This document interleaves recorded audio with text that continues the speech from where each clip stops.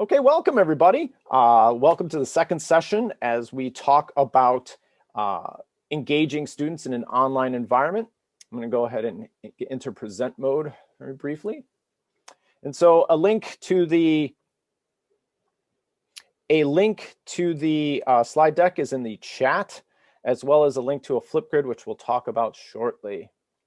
So to introduce myself, my name is Jason Psycho. I am an instructional technology consultant here at Wayne Risa, and I'm here with my cohort and partner in crime, Judy Bowling. If you want to introduce yourself.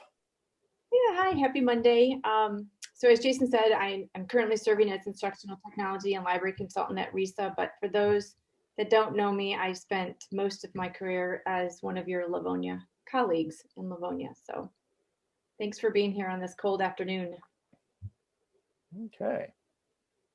And so what we want to do, as Judy mentioned, as you were coming in today, we want to kind of tie in some of the things from our previous session today. So our last session was about connecting and reaching out to students and making that connection. And so what we're going to do to kind of model that today is we'd like you to do a little video introduction and using Flipgrid. And so Judy put a link to the Flipgrid into the chat. And so what you'd want to do is click on that link. You can read the directions there, but I can talk about them here as well.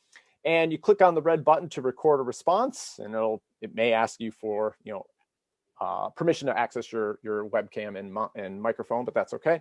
And so at least as you hit record and introduce yourself, say who you are, where you're from, what you're teaching, and then share one way that you plan to connect and communicate with your students when you return to school, as you've done in the past couple of weeks. So as the new semester started. So I'm going to stop talking so I don't talk over your Flipgrid. We're going to take 3 minutes to do this. So click on the link, record a quick response, and follow the directions there.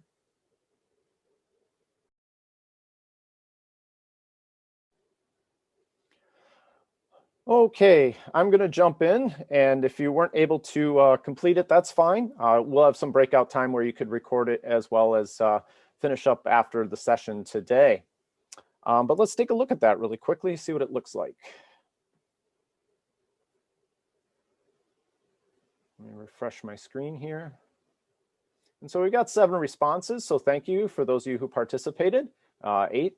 And so we'll, again, kind of modeling that as a possible way for you to introduce yourselves to your students or parents as we start the new semester and dive into things, as well as ask questions and get feedback from your students on various topics. So Judy, anything to add there? No, I was actually just going to type it, but I would say it's just another great way to get the correct pronunciation of your students' names, because that's such a powerful thing that we use the correct pronunciation of their names. So it's kind of a tool for you to go back to as well. Yes, and given that my last name is pronounced Psycho, last names are very important to me, because when it's spelled S-I-K-O, it's either sicko or psycho, and you can't win with either. So let's move on. Let's talk about some housekeeping today. Please remember to mute your microphone if you're not speaking. Turn off your webcam if you're experiencing any bandwidth delays or problems like that. Please use the chat bar for questions. There's 2 of us here monitoring it today. And if you have any technical difficulties, just hop off and hop back on. We are not locking the room. And if necessary, please use headphones to cut back on background noise. Even though I'm in my basement by myself, I always use it just so I don't get any microphone speaker feedback. Okay, so today we're going to talk about collaboration, that second C that we are basing the series on. Like again, last week was on connection, and this time is on collaboration. So we're going to talk about various ways and engagement strategies, both synchronous and asynchronous. And that's what we're going to be doing for about the next 50 minutes or so. And so again, today's goal is just to kind of find ideas. I always kind of liken these webinars to an art museum. I have been told that, hey, you should go to art museums and like art. Well, I know very little about art, but somebody once said, hey, if you're not big into art, try, and you're trying to really learn more about it, try to look at photos and pictures and sculptures and say, what's one thing I like about this that would make me want to steal it? And I've used that notion in, when I'm at art. I'm a music person, so it's not at concerts, but then even just things like conferences and presentations. The whole presentation might be boring, but I aim to get one nugget out of something and find an innovative way to use that in my own line of work. So moving forward, we're going to talk about collaboration, and collaboration often implies group work. And we assign group work. We talk about why it's important. You say, you're going to be working with people all your lives. But we know both as students, even if we were in undergrad or grad classes, and we've seen this happen in our own lives, and we see it often happen with our students. And so when we talk about collaboration, we often default to group project. And as this meme kind of shows, a lot of times group projects can be train wrecks, and that's even exacerbated in a remote environment. So we're going to talk about today's ways to promote collaboration in a meaningful manner and in ways where everyone is accountable and everyone has a say or a stake in the whatever artifact they're producing. And so one of the things that we often want to start with is some definitions. And one of the things that we often do, tying back to the idea of bad group projects, is this difference between cooperation and collaboration. There's some various definitions, and obviously collaboration and cooperation have various definitions, but one that kind of holds true is the idea that cooperation often involves division of labor. And here we've got, I got to do this group project on, I don't know, something I got to present on. And so, you get 10 slides, you do the first two, you do the second two, you do the third two, you wrap up, and you're the one with the cool computer, so you're going to put it all together. And there's really no learning going on. Everyone kind of takes their own individual piece, throws it together in the puzzle, and then they're done. Whereas collaboration is coordinated and synchronous, and everyone is trying to learn from each other. That's kind of the key takeaway, is that you're learning yourself, you're helping others learn, and there's a shared understanding of things going on in a group project when it's more collaborative in nature as opposed to more cooperative in nature. And so just a little short video here on different ways to think about creative collaboration. I think we've all had times when group work failed. Can you guys hear this? People missed deadlines, failed to communicate, and didn't learn from mistakes. But chances are you've also been part of a team when you accomplished something epic together that you could have never done on your own. So what makes this creative collaboration work effectively? Well, here are 7 ideas. Number 1, ownership. Members need to be empowered from the start. Here they can solve problems, generate ideas, and design systems that lead to success. Number 2, dependability. Creative collaboration requires members to hit their deadlines and develop creative endurance. Number 3, trust. When members trust one another, they work interdependently. Here they genuinely listen to one another and assume the best in each other. Over time, they become transparent and even vulnerable. Number 4, structure.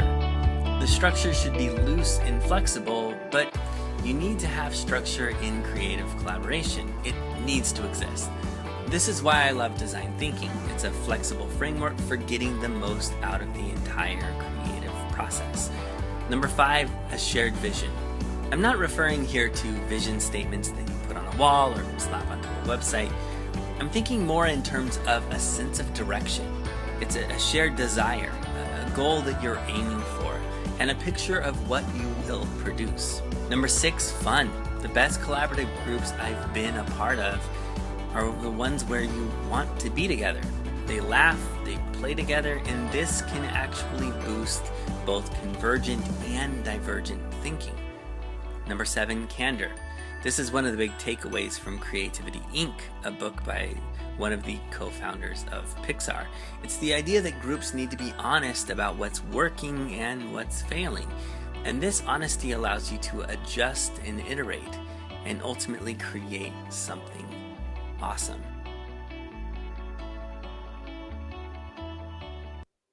I often look at that when we talk about that from the eyes of students and student projects, but I think it's also something to take into consideration when we as teachers work together to create things for our students. And that's why we always encourage creating things and working together as teachers as opposed to working in our own little silos. So again, and I'm not going to go through each of these, the sources in the slide deck, but again, just a list of 20 different things that you could use in your classroom to improve the collaborative environment. And it can range from anything from just setting norms that we'll dive into a little bit, making it where can I leverage technology to make things better, establish group interactions, scaffold, and create a framework. A lot of times we say, oh, we're going to want you to work in groups and you need to know how to do this, but we don't promote that. We don't show them how to work in groups. We just say, go work in groups. So developing those norms and those scaffolds are very important for having group work and collaboration be successful. And so what we'd like to do, because you're the experts here, what we'd like you to do is talk a little bit about how you cultivate collaboration and engagement with your students right now. And so what we're going to do is have you click on that link that Judy put in the chat. It is a Jamboard, and the directions are as follows. Pick a number, double click on a sticky note, it can be any of them, type your name, right click on that, insert an emoji that shows how you're feeling today. Again, kind of linking back to what we talked about last week. And then name one idea that you use for promoting collaboration with your students. So we'll give you a couple minutes to go through this.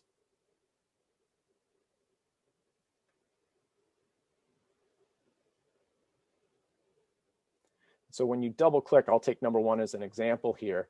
I'm going to right click an emoji, and I'm feeling like sun, even though that's not going to show up very well because it's yellow on a yellow background.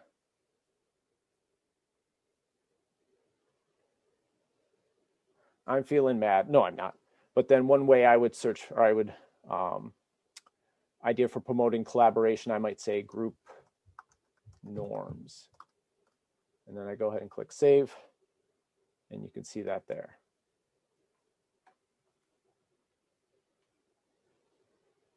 And we'll give you a couple more minutes to work on that.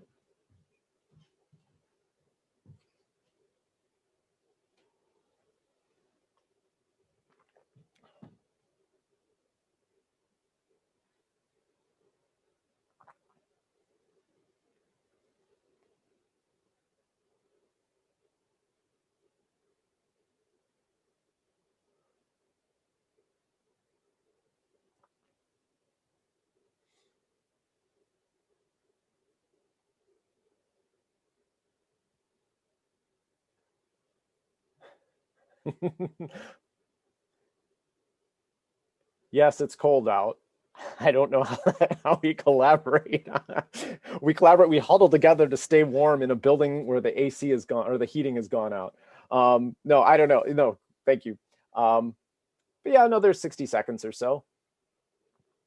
Well, there's some good ideas here. Breakout rooms, group norms, whiteboard challenges, assignments that require answers from each student to complete. Encourage talk. It's always, that's tough to do in a physical classroom. It is even harder to do in a remote situation. So, anything you can do to promote that is well appreciated. Positivity and encouragement at all times, building on the skills, discussion stems and prompts. And again, it leads back to that scaffolding idea when we talk about collaboration. So, but we'll keep that up. If you want to fill in one of the empty spots, go ahead. And then again, you'll have access to this through the slide deck, so you can go ahead and revisit some of these ideas or expand on them or use them for sharing with your colleagues at your school. And so again, kind of tying back to this idea of group work, why do we do group work? And so Judy is going to put you in breakout rooms next.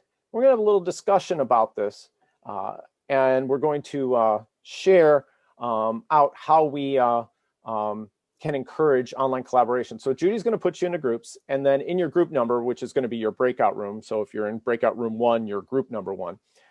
Just go ahead and type your names in there, and then say, how can online collaboration enhance learning? What do students learn when they engage in collaborative projects? How do you ensure effective collaboration? How do you engage students in collaborative learning? So what are you doing now to promote collaboration? And so we'll give you about 5 minutes to do this, maybe 4, and then bring you back. But that's kind of where we're heading next. Judy, do you have those breakout rooms ready? I do. So I'm going to whisk all of you away right now.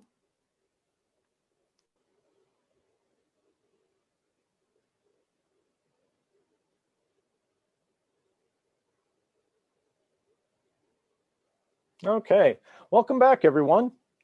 And so let's take a quick look. Everyone can see my screen, correct? Again? Yes, no? Okay, so let's talk about a couple of these. How can we, in online collaboration, enhance learning? It's authentic. These are things that they're going to be doing then later in life, popping into breakout rooms and making them accountable. Again, I apologize if there was a little bit of a glitch moving in. What we started to see is in the afternoon, Zoom tends to move a little more sluggishly as all 4 time zones are in the business day. So, but yeah, popping in and holding them accountable. The other thing is even just something like this structure that we provided. We gave you some questions, we gave you a document to record your notes on, and then we could have popped in as well. Does anybody else want to unmute for a second and maybe talk about some of the things that they're doing to promote collaboration in their classrooms? I show my students like what I can see. Like if we do something like boom cards where they have to create something, or like, hey, there's a live document. I can see what you're doing and what you're not doing. And it's just another level of accountability. So if they know I can see what they're doing and not doing, then they're more willing to do the work. Great, great. Anyone else?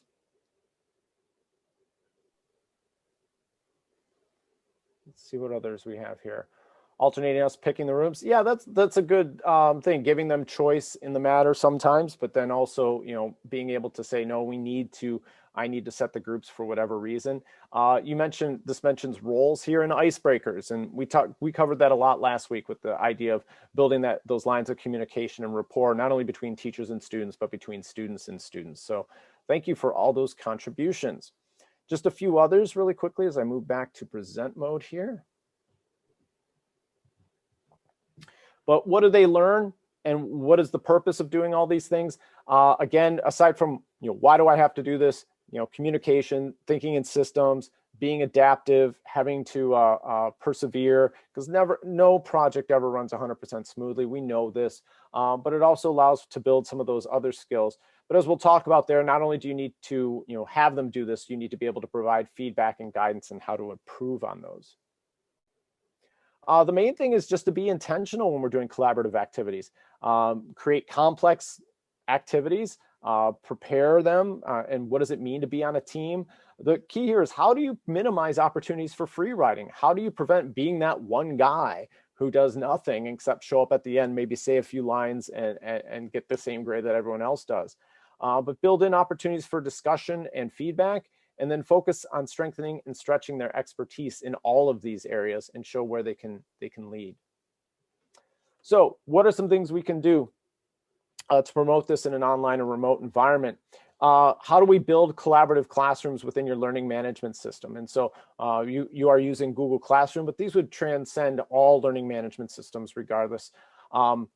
It can be your hub, even if you're face-to-face. So if you think about a lot of the tools that we use nowadays, even in the workplace, like Slack or Teams, or another content or learning management system, even though these people are meeting face-to-face often, they're still putting those documents and tracking history and seeing what's been done and creating a lineage over the learning management system. So even if you are working with your students in physically, as you've returned to classroom, physical face-to-face learning, you can still use those tools to promote collaboration well beyond even when the pandemic is over with. But a learning management system will allow you to streamline workflow, creates lines of communication, and create synchronous and asynchronous discussions. So if you have an idea, you can throw it on the learning management system. You don't have to wait till the next day to see them. And again, one of the things we all know about Google Classroom is the ability to share and create collaborative assignments. Another thing to keep in mind is, within Google Classroom, what you can do to promote collaboration with, artifacts, documents, is you can create one assignment and only share it with a couple students. So that way those students can work together on a collaborative document as part of the assignment, and then duplicate that assignment and share it with another group of students. So remember, when you sign something in Google Classroom, the default is to share it with everyone. but you can also check that box and then just share it with particular students and then duplicate that assignment. And then make sure that they have the ability to edit those files. So when they're working together collaboratively on a file, they all have editing rights. So that's one way to kind of help facilitate those group collaborations within your learning management system. And as some people have mentioned, make sure that there are structure. One of the things you want to make sure is that you have assigned duties.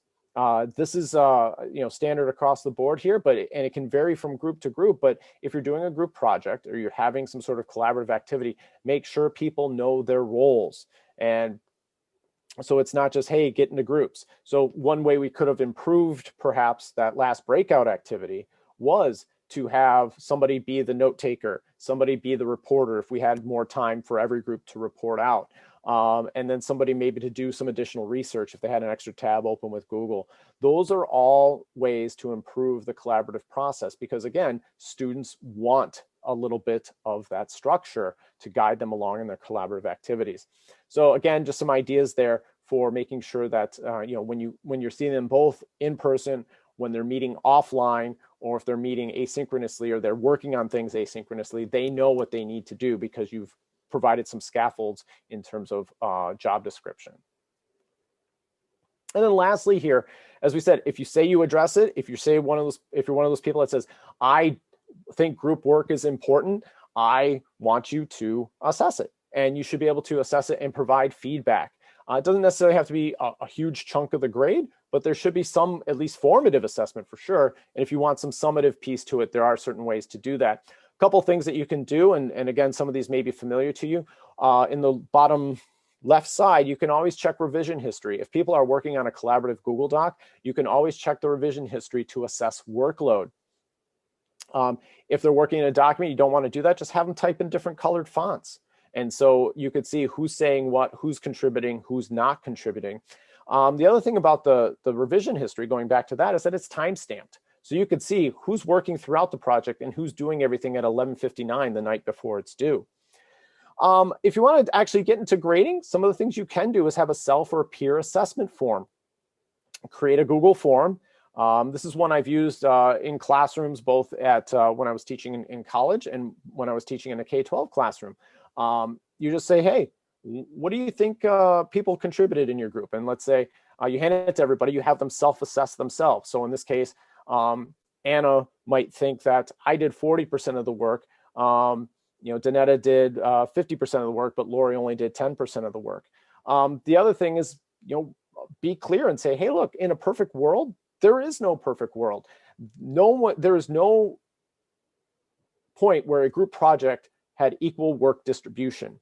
What you're looking for are extremes. If somebody really fell off, if this was 40-40-20, if it was 30-40-30, yeah, it's great. But if you start seeing a 50-20 or a 60-20-20, then you start to look and say, well, okay, what went on here? And you can ask follow-up questions of the group.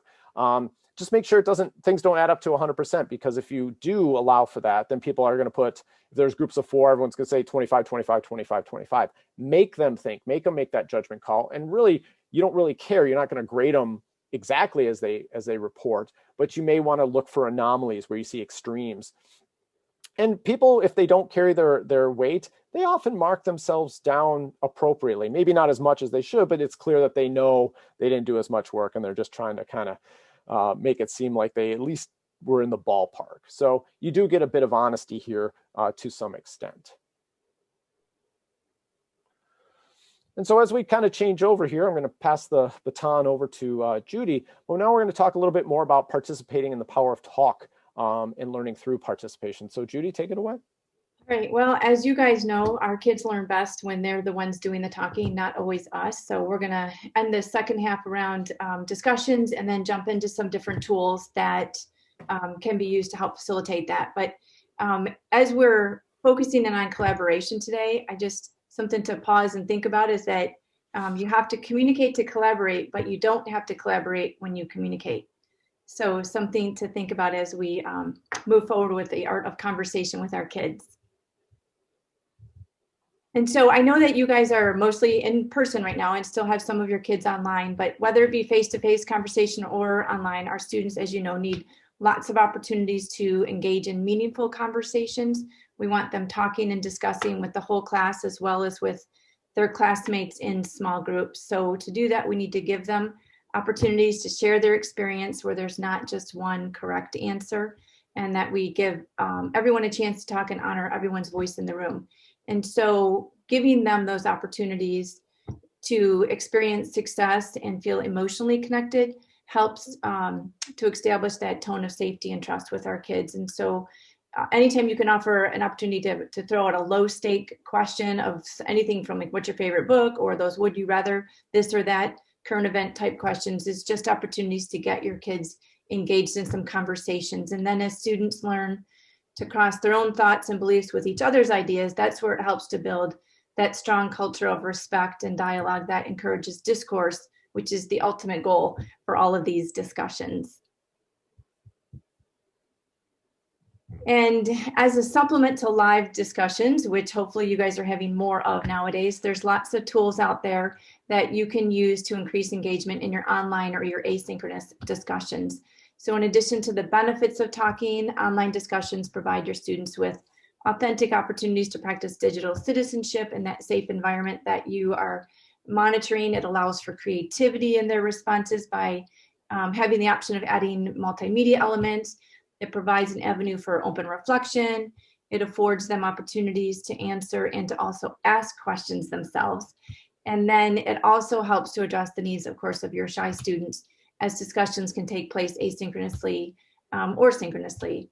And then I think, as Jason mentioned earlier too, just make sure that when you are designing those discussions with intentionality, to making sure that you're building in some structures that allows all voices to be heard in the room. And then consider using sentence stems, even though I know we're addressing secondary students here, but those sentence stems really help build the inertia to get students' thoughts going. And it's also a great scaffold for your English language learners. No matter how efficient they might be speaking English, it's a great scaffold for them as well. Yeah, and I'll just chime in really quick here. You know, I would start with these if you're new to doing online discussions, but they don't always have to be there. But it's very good to have them in front of the students, because some students will rely on them very early on, but then others will need them for a little bit longer. But to have them there for students to use or point them out in modeling what a good discussion is versus what is a "hey, that's great, I agree" type responses to discussions can be helpful. And then I'm certain, especially since we've been remote, that you've engaged your kids in some different discussions. You had to come up with some creative ways and how those discussions might look. So I'm just going to throw out one idea if you've not. We started out this afternoon with Flipgrid and just an introduction to yourself, but using the power of video to have video discussions. And so it might take might look like a book discussion for an example, but it's just a way to get your kids engaged in that conversation. But for your kids who sometimes have trouble, being put on the spot or coming up with an idea, or those shy students or your English language learners, the video discussion gives them an opportunity to just pause, think about what they want to say, possibly even redo what they want to say, but then again, builds that conversation with kids so that when you're thinking discussion, to just not think of only the written discussion, but entertaining the idea of weaving in some video discussions as well. And so we're going to jump into a few different tools. We're going to demonstrate a couple of them, but everything is linked there that you can take a look at your leisure. So the one that was on the screen was, I'm not sure if I'm pronouncing it correctly, but Kialo. If you've not used that one, that is a tool that is specifically designed for debate. And so again, there's a lot of different tools out there, but Kialo is established that you can have two sides to the argument, two sides to the debate. And it's not that they just type in their responses, but there's the ability for kids to upvote responses, but then also to upload research articles or artifacts to help support. So you're building in the evidence in addition to the actual conversation itself. So that particular tool is designed to do that. The one that you see on the screen here is called Parlay, And this one is another tool that is 100% designed for students to engage in discussions. And so we do have, I know you're using Google Classroom. There isn't a built-in feature for discussion in Google Classroom. You can create that discussion by asking a question, having kids see each other's comments, and so you can build in that discussion, but it really wasn't designed for that, where this one is designed for that. It's a freemium software, so it allows you to have 15 roundtables for free. But if you get to the point where you're reaching the limit of 15, you can always go in and delete one and add another one. So think of your roundtables as your discussions, your topics. And so you can do it a couple different ways, but I'm going to just start by clicking on the Browse Universe just to show you that it comes with a whole collection of discussion starters for you already. So you can certainly start from scratch, build your own discussion, or you can use something that's already there. And so there's some here along the side with subject and topics. So I'll just click on math because I know we have some math folks in the room. And so again, you can pick and choose, but I'll just pick on one randomly to show you.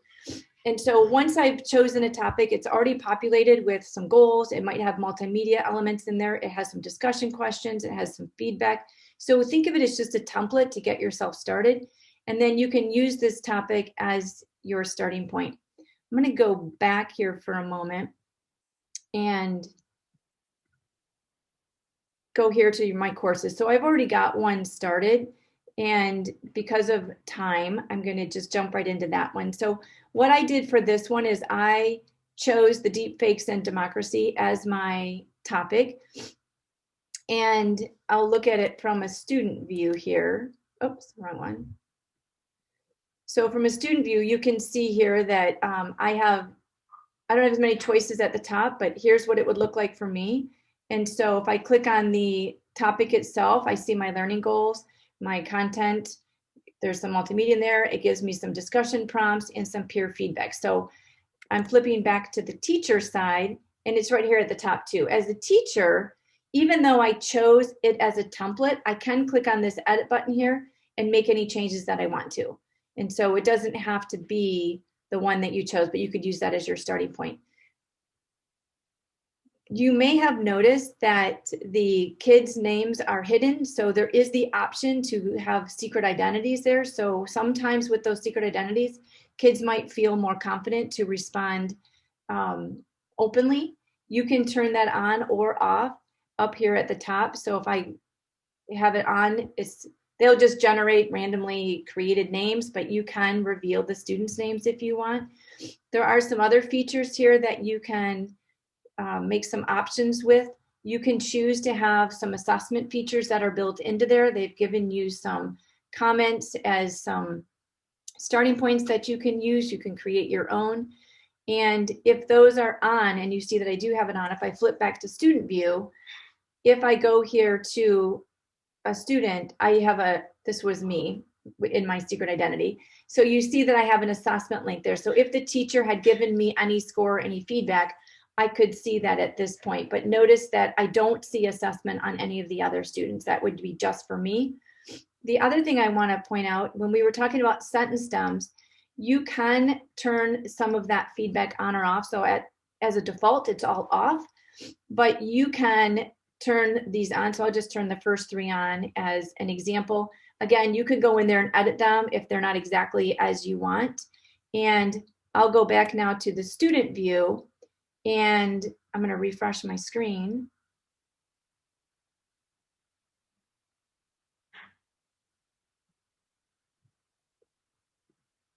And you see that before I leave a comment, you see how those sentence stems populated there. So it just gives me some things to think about before I respond. So again, as the teacher, you control if those are on or off. The other thing that, there's a lot more that you can do with it, but just briefly, in the upper right-hand corner, there's a summary button similar to Google Form where you can see as a class how what the participation is like, what the engagement is like. You can look at them individually as students. And so all of this is just built right in. And again, this is a free resource, but this might be something to consider when you are engaging your students in some discussions online. So again, you can start with templates, but you can modify everything to be pertinent to your own content. And then like a Google Classroom and Flipgrid, you've got an invite button here where you can share a code with your students, or you can just copy the link and they can join with the link and they can sign in using their Google credentials. So that's one resource that we wanted to share if you weren't familiar with that. A really helpful one. Most of you are probably familiar with Padlet.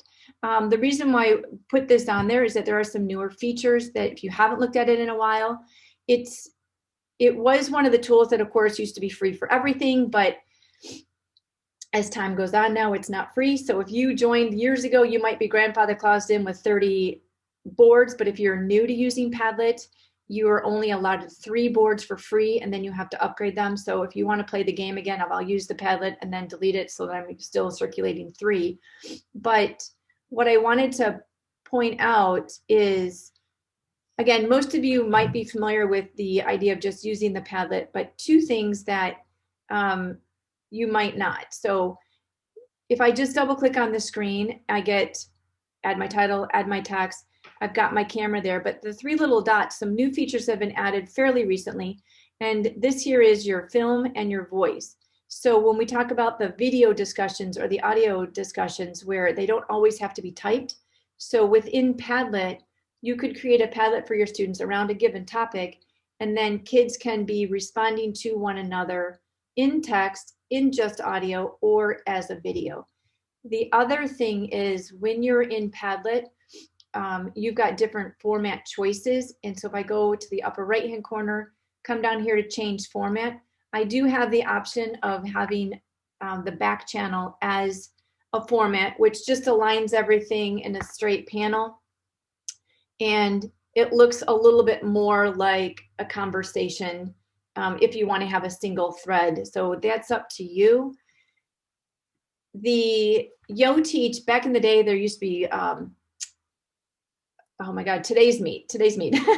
And a lot of people use that, particularly that's helpful and around like in a Socratic circle where you've got kids in the middle having the actual live conversation, but kids around the perimeter of it might be engaged in a digital discussion. And so Today's Meet is no longer available, but YoTeach is the best replacement for that. So if you're not familiar with YoTeach, that might be a way where you can engage kids in some back channel discussions. And then we've talked a lot about breakout rooms. Those are a really powerful thing. Now that you guys have Google Meet with the enterprise version, you have breakout rooms built in. So to piggyback on some things Jason said earlier, it's helpful if you have some type of structure in place before you put them into the breakout room so that the kids know what it is that they need to do and all voices are honored in there as well. And so just a couple different protocols. You know, many of you are probably using the Think Ink Share. If you're weaving that into a breakout room, you can do the, you know, pose out a question, give kids a minute to think about it, share their thoughts on paper to themselves, and then come back as a whole group. It could be that everybody's in grid view, that everybody sees everybody, cameras on or off, but for some kids that might be intimidating. So one thing you might consider is for that 1 minute of think time where they're writing on their own is possibly putting them into a breakout room by themselves and just giving a minute by themselves so they don't feel the pressure of eyes staring at them, you know, when they're writing on their own, and then coming back to the whole group and sharing out with their classmates. And then similarly with the jigsaw, again, I know most of you are familiar with this as a protocol for taking a look at various texts, but again, weaving in a structure for the jigsaw, utilizing breakout rooms so that again, you're giving opportunities for that small group discussion and or collaboration, and then coming back to the full group. And then these are just a couple other different examples. Again, a collaborative slide decks are a great way to engage kids in conversation, but it's also a really powerful way, again, for your English language learners, because if I'm student 1, if we're in a breakout room and we're on the slide that you see, and there's 4 of us in the room, and each one of us has a panel to respond to, and if I'm sitting there with like a deer in headlights, like I don't know what to think, I don't know what to write, like it is absolutely okay to look at what student 2, 3, and 4 are writing. I could look at what's written on the slide before or the slide after. And so it just helps, again, build in some scaffolding and some structures to the conversation so that when you come back to the bigger room or the bigger small group, you can have some more in-depth conversation. And we mentioned Padlet, and then any of the, there's a lot of different tools out there for concept mapping, but again, things to get kids thinking down first to help make those richer conversations. And then the last tool, I want to do a quick live demo, is whiteboard.chat. If you're not familiar with this, I know some of you, depending on what school you're at, you might have Nearpod, you might have Pear Deck. There's some similar features with that. This is a free tool. And so just a real quick demo. It is a whiteboard. It has the ability for you to do things individually with your students, but it also allows you to build in some collaboration. You've got some tools here along the side where you can do some free drawing. So previously I'm on board. I've already invited Jason to be on the board, and then I'm using my personal account. So you can see my classroom is a classroom of 3, me and 2 students. And so if I were to, I'm gonna move my board, my Zoom stuff out of the way. So if I draw on my board as the teacher, if I just simply draw, you know, something, anything using some draw tools. Right now we're looking at my board. If I come down here and look at grid view, I can see everybody in my class. Anything that I draw as a teacher goes onto everybody's board. And so I'm going to come back here to my view to just look at my own page. And I could throw in some text as well. And as with everything, there are ways to change the size, change the color, and all of that. But for the sake of time, I am going to just type something. What are 3 words to describe you? Throw in a question there. And maybe I want to put in a math question. So within there, there's a lot of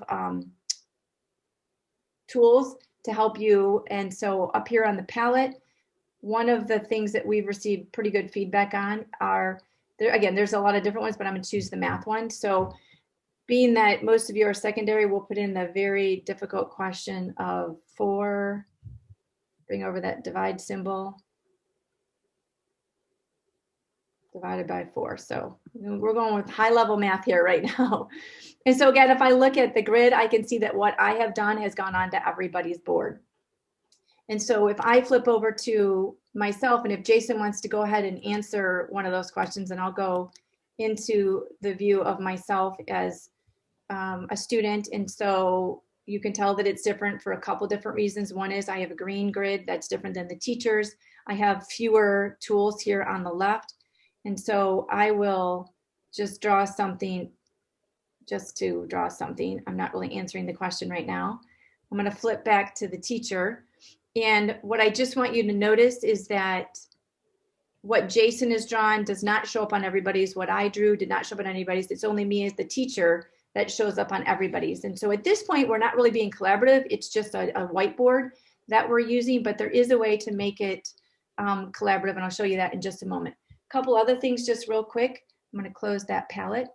There is a hand button up here, and I can see, if I even go back to my own book here, I saw a moment ago that my hand here had changed colors, and I see that Jason has a question. So as a student, they can click on that hand button to either say I have a question or I've finished everything. And so I could then just jump right into Jason's board and take a look at what he has. And if I had chat enabled, we could chat a little bit and I could help him out. The snowflake button is nice.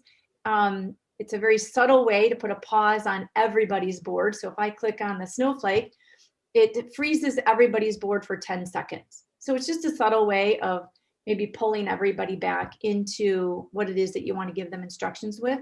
But again, the power of this is in the collaboration. And so to bring on that collaboration, when I first created the board, I could have made that choice at that point, but I didn't.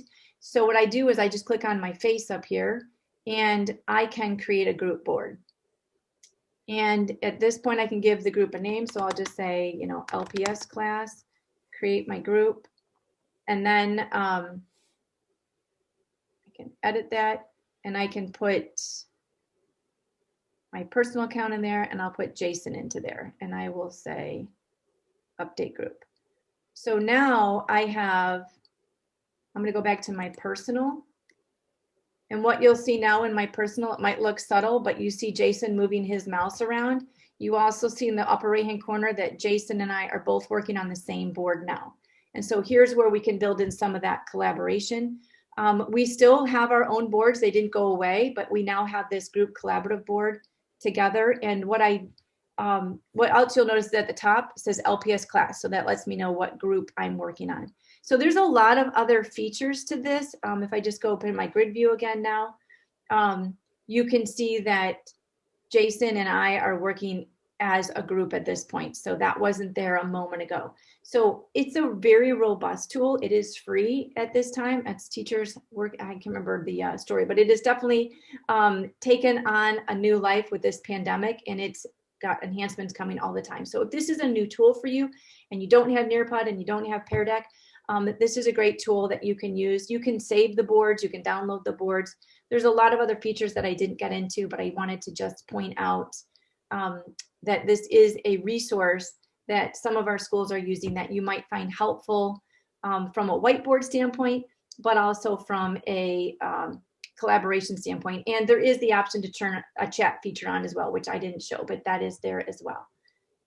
So whiteboard.chat. Gallery walks, we know, are a powerful way for kids to showcase their work. And so if you are still working remote or you have one of your classes in the virtual academy, consider creating a collaborative slide deck where kids can post their artifacts and their evidence, and then using that collaborative slide deck to have kids share out and talk about, you know, the work that they've done, but it can be worked on collaboratively. And then Jason, I'll pass this one back on to you. Yeah, so just an example of a digital gallery walk is, I'll use a science example. One of the things we've been doing a lot more in science with the NGSS standards is modeling and demonstrating and talking through things. One of the challenges in a remote environment is to get students to work together to discuss things like modeling phenomenon. And because of that, you could use an example such as a collaborative Google slide deck and have multiple slides where students show what's the status before the event, the whatever phenomenon you're observing, what's going on during, and what's going on after. And so in this example here, it would be a pressure demo. So you would have warm molecules, cold molecules. You have a key. You have the size of the arrow being the rate of speed. And you would give this template to the students, and they would say, okay, well, what happens when I close this? And does the slide move across? The other thing that you can do in collaborative slide decks is add audio. So they could either use something like Talk and Comment, which is a free Google extension. They could also use Mote, although Mote is used to be free and now it's not. Or they can just record audio on their computer and drag it into the slide deck, and that would be their description. So students could create a demonstration of their knowledge, regardless of content area. And then that slide deck gets shared with other students, and they can also comment on it and provide their own feedback on their thinking and look for rich collaborative discussion that way as well. And so in the end, we're really just trying to find different ways to make sure that you're using or leveraging the digital tools you have, and also try to introduce you to a few new ones to get students working together and thinking together, and then using those tools to make that thinking visible. And we often can't see that in a face-to-face classroom if they're just working by themselves, but in a virtual environment, it makes it a little bit tougher to see that as well. So as we wrap. Oh, I would say, Jason, if you want to put the links in the chat, since I'm sharing my screen. Yeah, so those are the links to the resource site. Again, we've been housing these resources. Last week's webinar, this week's webinar, the upcoming webinars we'll have on the site as well. And then there's also a link to a feedback survey. We would appreciate any feedback you have. And so to give you an example here, on the site, as Judy's demonstrating there, right next to the slide deck will be the recorded video, as we did for last week. So we encourage you to visit that early and often. And if you're stuck for ideas, hopefully this website will be helpful to you. So with that, thank you for joining us today on this cold Monday afternoon. And we will stick around if anybody has any questions or wants to share anything. But other than that, just thank you, and we hope you have a great day. And if you wouldn't mind filling out that feedback survey for us, we would really appreciate that.